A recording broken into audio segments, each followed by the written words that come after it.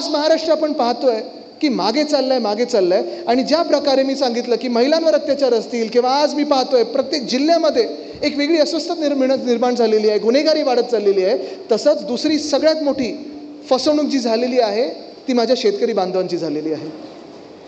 आपण पाहिलं असेल फडणवीस साहेब एकदम बेंबीपासून ओढत होते, म्हणजे घशामधून पण नाही, की आमचं सरकार येणार आणि सरकार आल्यानंतर.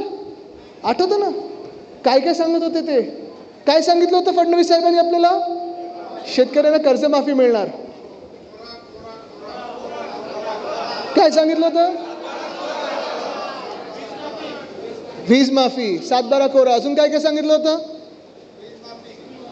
हे सगळं सांगितल्यानंतर फडणवीस साहेबांचं सरकार बसलं.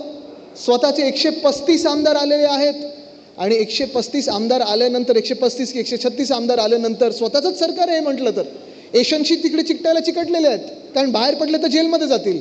आज जातात गावाला, अमरावतीवरनं थेट गावी जाणार आहेत बघा, कारण नाराजीचं नाट्य सुरू झालंय. आता जाऊ दे, पुढचं काही मी बोलत नाही. तुम्हाला माहिती आहे राऊत साहेबांनी पण मध्ये काय एक चित्र टाकलं होतं, कार्टून टाकलं होतं तुम्ही, त्यांचंच झालं, आता सोडून द्या.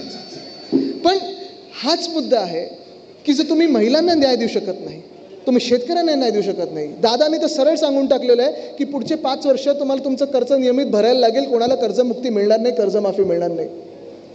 एका बाजूला आपले उद्धव साहेबांचं सरकार निवडणुका तोंडावर नसताना देखील मुख्यमंत्री बनल्या शेतकऱ्यांना कर्जमुक्ती पूर्णपणे देणारा एकमेव मुख्यमंत्री असेल तर त्यांचं नाव उद्धव बाळासाहेब ठाकरे.